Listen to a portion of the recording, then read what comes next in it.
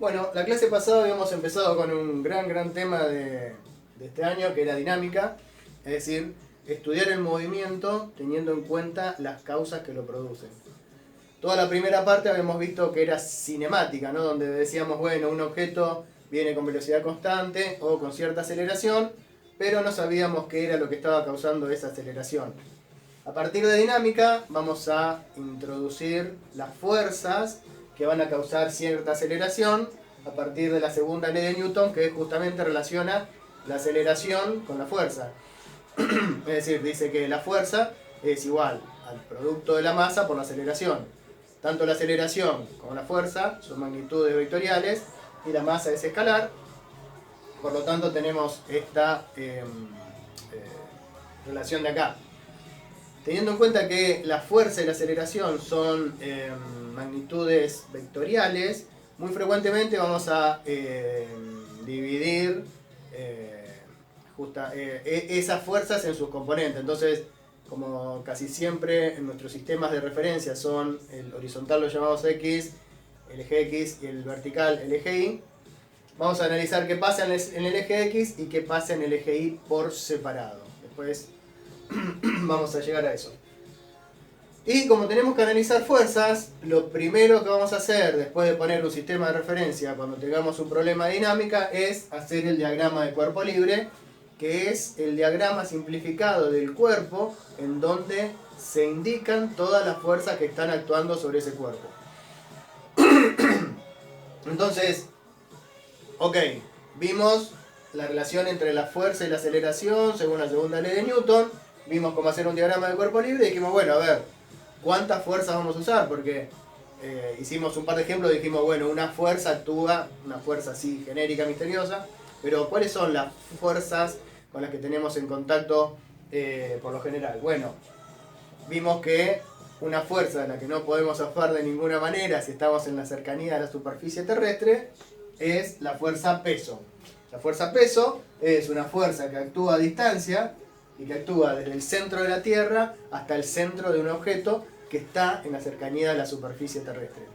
¿Cómo se calcula la fuerza peso? Bueno, es igual a la aceleración de la gravedad, que nosotros consideramos 9,8 metros sobre segundos al cuadrado, por la masa del objeto. Esa es la fuerza peso. Y después también vimos, entonces, esta es una fuerza que actúa a distancia, es importante, ¿no? Es una fuerza que actúa a distancia. Y después vimos otra fuerza que era una fuerza de contacto entre un objeto y una superficie sobre la cual está apoyado, ¿no? Eso es lo que llamamos es una fuerza normal, una fuerza de contacto entre un objeto y la superficie sobre la cual está apoyado. Entonces, para seguir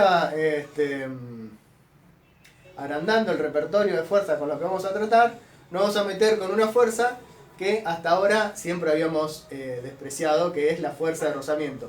Cada vez que hacíamos un problema decíamos, bueno, despreciamos la fuerza de rozamiento, despreciamos la fuerza de rozamiento. Lo que vamos a seguir despreciando por ahora es la fuerza de rozamiento con el aire. Pero vamos a considerar qué pasa entre un objeto y la superficie sobre la que está apoyada. Por ejemplo, esto, o sea, si yo a esto durante un cierto tiempo le ejerzo una fuerza, va a adquirir una aceleración y una velocidad. Una velocidad que va a ir aumentando. Pero en el momento en que la fuerza deja de ser ejercida, va a quedar con la última velocidad a la que haya alcanzado. Y si no hubiese ninguna fuerza de rozamiento, esto, bueno, seguiría moviéndose infinitamente. Pero ya sabemos que lo que pasa no es eso, ¿no? Esto sigue deslizándose hasta una cierta distancia. Sigue deslizándose hasta una cierta distancia. ¿Por qué? Bueno, porque hay una fuerza de rozamiento entre la superficie y el objeto. ¿Está bien? Entonces, supongamos que este resumen ya lo voy a borrar. Lo que estábamos estudiando acá era, supongamos que un objeto, lo que idealizábamos hasta ahora, era un objeto que venía con cierta velocidad constante. ¿No es cierto? Entonces, ¿qué pasa ahora si el objeto entra en una superficie en donde el rozamiento no puede ser considerado despreciable? ¿Está bien? Hay una superficie que va a tener una determinada rugosidad, o lo que sea, y eso le va a generar una fuerza de rozamiento que en principio no sabemos, que ya la podemos ir imaginándonos, pero en principio no sabemos de qué va a depender, ni siquiera hacia dónde va a apuntar. Entonces, primero, si tenemos, como dijimos, una superficie y un determinado objeto, por supuesto que el rozamiento entre la superficie y el objeto va a depender de la superficie que tenga el objeto, de qué esté fabricado. Digamos, no es lo mismo deslizar sobre una pista de hielo, que tiene un rozamiento muy bajo, o sobre una pista de, no sé, de cemento rugoso, ¿no? Y tampoco no es lo mismo si el objeto es justamente un cubito de hielo o un bloque de cemento. Entonces va a depender de ambas superficies, y también va a depender, en cierta manera, de la forma que tenga el objeto, ¿no? Si el objeto tiene la superficie de apoyo, es un círculo o tiene forma de flecha, todas esas cosas las vamos a resumir en un único coeficiente, que lo vamos a llamar coeficiente de rozamiento. ¿Está bien? Entonces, la fuerza de rozamiento vamos a llamar, en principio, fuerza de rozamiento dinámica. Dinámica. Fuerza de rozamiento dinámica. Entonces, este objeto entra acá, llega a este punto, ¿no? Venía con cierta velocidad constante, llega a este punto. ¿Está? Entonces, la fuerza de rozamiento que hay entre este objeto y esta superficie, como dijimos, iba a depender del material de ambos, de la forma.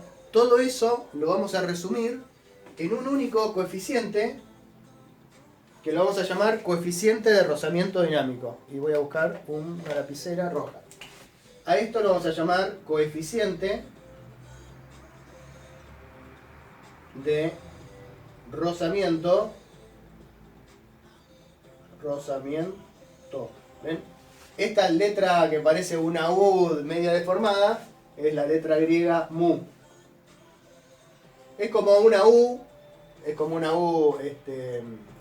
manuscrita con esta pata mucho más larga. La letra mu griega históricamente se lo usa para el coeficiente de rozamiento, y en este caso coeficiente de rozamiento dinámico. Es importante que digamos que es el coeficiente de rozamiento dinámico, porque es el coeficiente de rozamiento entre una superficie y un objeto que está deslizando sobre esa superficie. Entonces es el coeficiente de rozamiento dinámico. Vamos a ver en las próximas clases el coeficiente de rozamiento estático, pero de eso no lo digo hoy para no sobrecargar demasiado la clase. Entonces, un objeto que está deslizando sobre una superficie va a experimentar una fuerza de rozamiento dinámica que va a depender de, como ya dijimos, de los materiales, de la forma, y todo eso se resume en un coeficiente de rozamiento dinámico. Como es un coeficiente, es un número, no tiene unidades. Y nosotros vamos a considerar que ese número está entre 0 y 1. ¿Está bien? El coeficiente de rozamiento dinámico va a ser un número que está entre 0 y 1. Entonces, la fuerza de rozamiento dinámica, por supuesto que tiene que obtener unidades de fuerza. Entonces, si depende de un coeficiente de rozamiento que no tiene unidades, todavía lo tengo que multiplicar por algo más.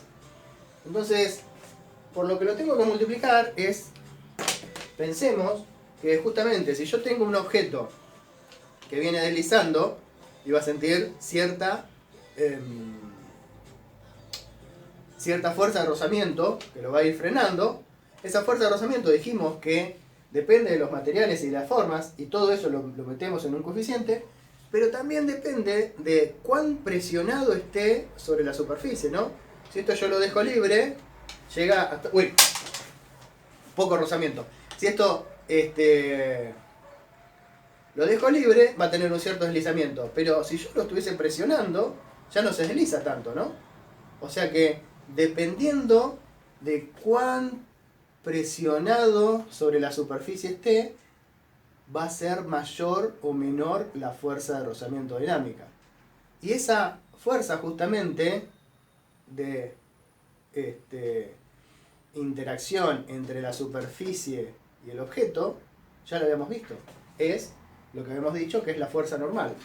O sea que vamos a considerar que la fuerza de rozamiento depende de la fuerza normal. Y acá es muy importante que tengamos en cuenta que vamos a hablar de módulo.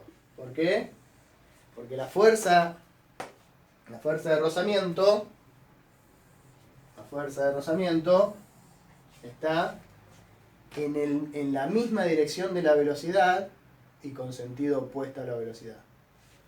Pero el módulo de la fuerza de rozamiento dinámica es el módulo de la normal por el coeficiente de rozamiento dinámico. Entonces, vamos a meter todo eso y vamos a poder escribir todas las fuerzas que actúan sobre este objeto. Este objeto cuando entra acá va a tener la fuerza peso, que va hacia abajo. La fuerza normal, que es perpendicular a la superficie. Y la fuerza de rozamiento tiene que tener un sentido, o sea, tiene que estar en la misma dirección que la velocidad, pero en sentido opuesto. Fuerza de rozamiento dinámica. En la misma dirección que la velocidad, pero en sentido opuesto. Pero ¿cuánto vale el módulo de esta fuerza de rozamiento dinámica? El módulo, el numerito, vale el módulo de la normal multiplicado por el coeficiente de rozamiento dinámico. Y esto es la cantidad de newtons que vale la fuerza de rozamiento dinámica. La dirección y el sentido sale de considerar cuál era la dirección y el sentido de la velocidad, ponerle la misma dirección, pero un sentido opuesto. ¿Está bien? Entonces, nosotros a la fuerza de rozamiento dinámica, el módulo, la vamos a considerar así, y el sentido siempre va a ser opuesto al sentido de la velocidad. Hagamos un ejemplo. Supongamos, esto lo voy a borrar, pero es lo más importante que vimos hoy en cuanto al cálculo. Esto es lo más importante que vimos hoy. Lo borro y decimos, bueno, supongamos,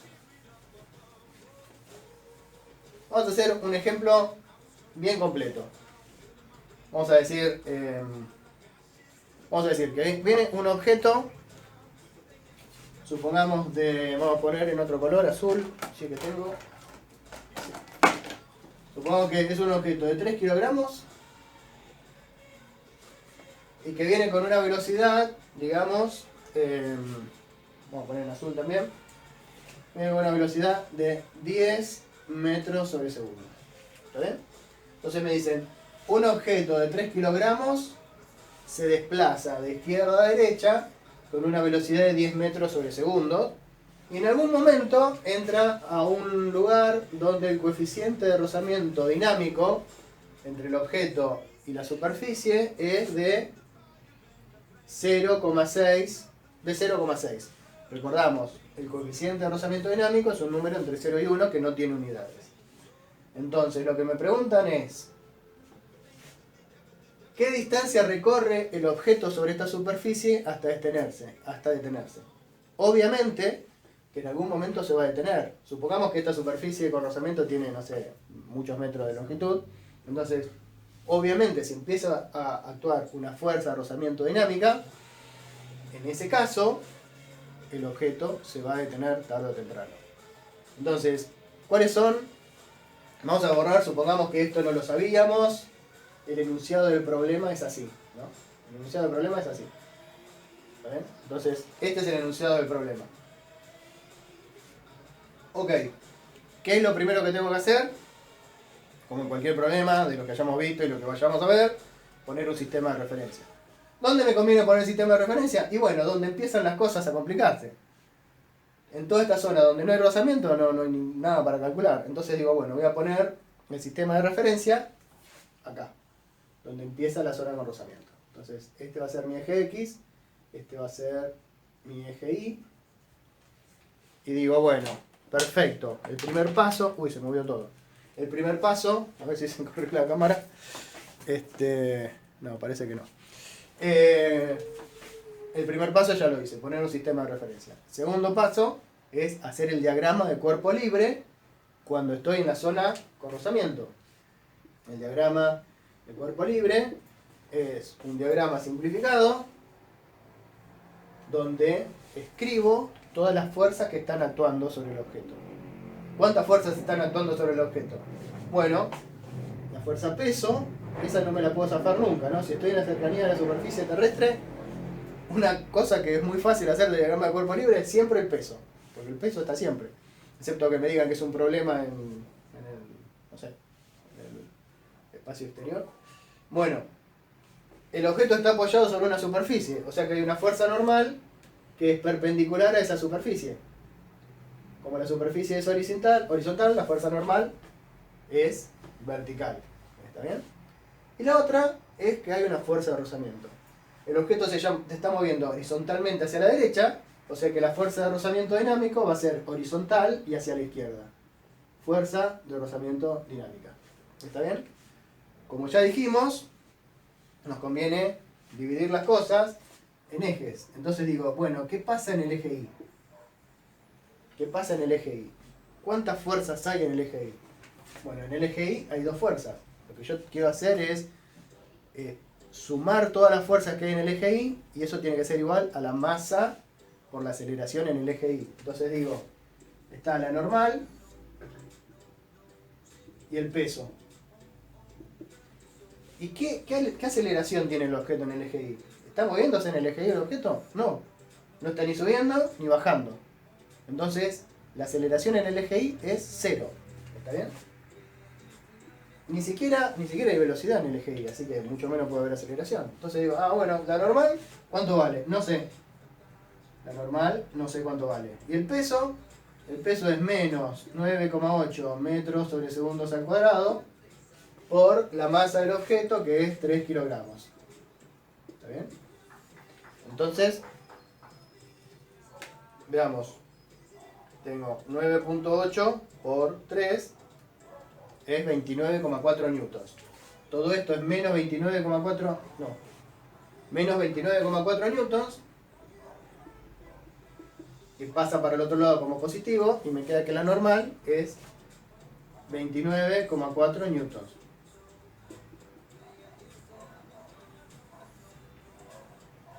¿Está bien? O sea que esta fuerza normal vale 29,4 newtons, positiva, perfecto, porque según mi eje, todo lo que vaya para arriba es positivo. ¿Por qué calculé, siendo que no hay ninguna aceleración en el eje Y, para qué me interesaba calcular la fuerza normal? Porque en el eje X tengo la fuerza de rozamiento dinámica, y la fuerza de rozamiento dinámica, el módulo, depende del módulo de la normal. Entonces era necesario, en primer lugar, antes de pasar a analizar lo que nos interesaba, lo que pasa en el eje X, era encontrar cuánto era el módulo de la normal, cuánto vale la normal. Entonces ahora sí podemos pasar al eje. No, lo voy a hacer con negro otra vez porque pasamos al eje X. En el eje X sí va a haber aceleración y necesito calcularla. ¿Está bien? Digo, bueno, ¿cuántas fuerzas hay en el eje X? En el eje X hay una sola fuerza que se llama fuerza de rozamiento dinámica, y eso va a ser igual, por la segunda ley de Newton, a la masa, que es 3 kilogramos, por la aceleración en el eje X, que no sé cuánto vale. ¿Está bien? Entonces digo, ¿cuánto vale la fuerza de rozamiento dinámica? Bueno, en primer lugar veo que es negativa. Se tiene que oponer a la velocidad, o sea que vale menos algo. ¿Menos qué? Bueno, ¿cómo era el módulo de la fuerza de rozamiento dinámica? Era el coeficiente de rozamiento dinámico, que es 0,6, por el módulo de la normal, que es 29,4 newtons. Y eso es igual a 3 kilogramos por la aceleración en el eje X. Repito, el módulo de la fuerza de rozamiento dinámica siempre es coeficiente por normal.